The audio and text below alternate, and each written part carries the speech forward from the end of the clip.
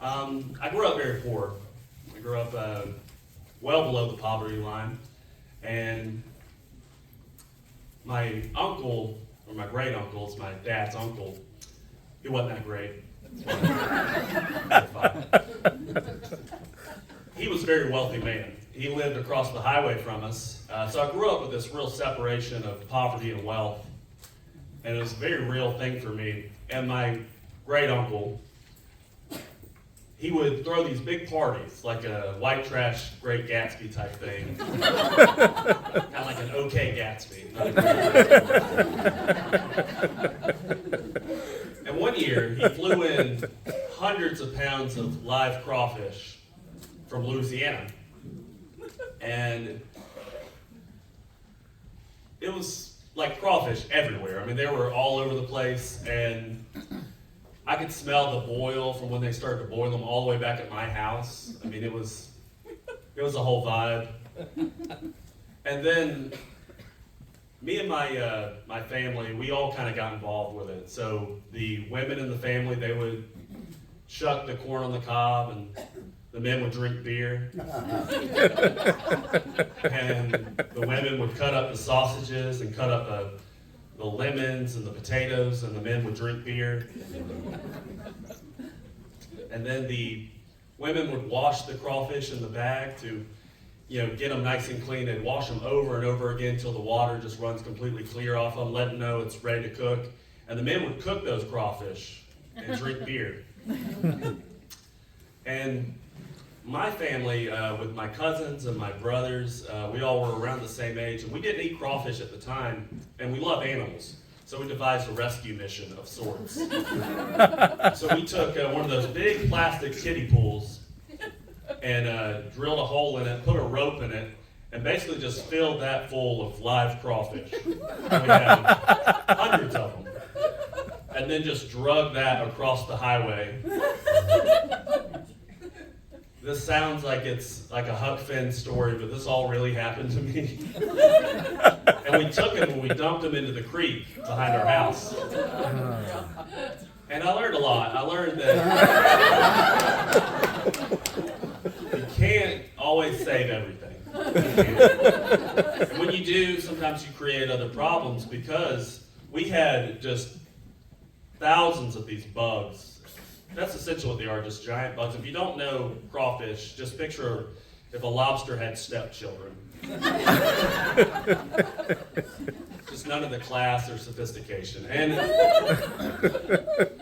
we had thousands of them. Every time it would rain, our creek would flood, and these crawfish would all wash up onto our grass.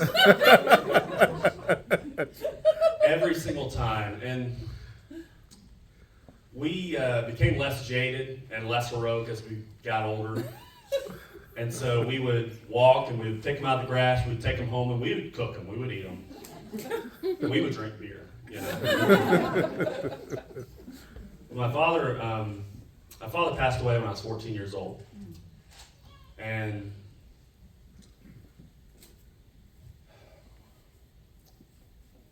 there's certain things about losing a parent. I think a lot of people think about, they say the memories haunt them. But for me, it's the things I forget. I forget things all the time about my dad. I don't remember what my dad's voice sounds like. And I'll always remember things that he taught me, though, because one time we were walking through the tall, wet grass, barefoot, trying not to get pinched by crawfish. Just picking these things out of the grass. And I asked my dad, I said, "Dad, why are there so many bad people in the world?" I was a very pessimistic child. And he goes, crawfish, they walk forward, but they swim backwards. Mm. And I didn't know what that meant. So I just said, So I didn't want to seem stupid as a child. I didn't know if he was trying to change the subject or if it was some sort of hillbilly riddle. But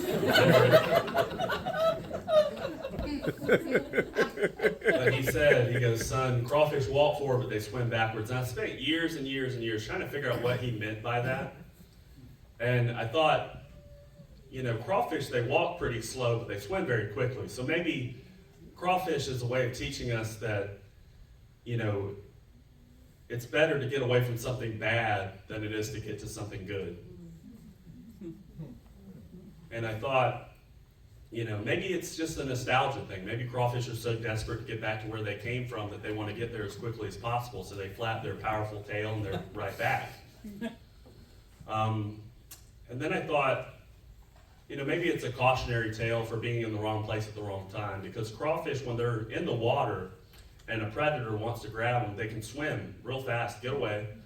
But if they're on the land, they'll sit there and flap their tails and you can just pick them up. And I thought about all these things, and as much as I thought about it, you know, my dad, I don't think, he didn't like to come out and say things, and I don't think he always knew how smart he was as a person. And the more I thought about it, I thought maybe, you know, maybe it's just the question I asked I should be focusing on. Why are there so many bad people in the world? Maybe there's not.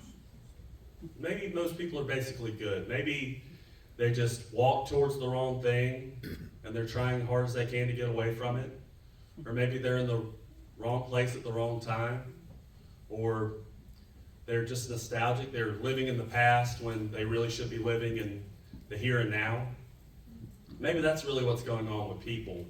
And my dad taught me that, but he also taught me a very valuable lesson to never stop looking for answers with everything that you see in the world. Never stop being curious. And every time I smell crawfish or a crawfish boil, it brings my dad back to life just a little bit longer. Thank you guys so much.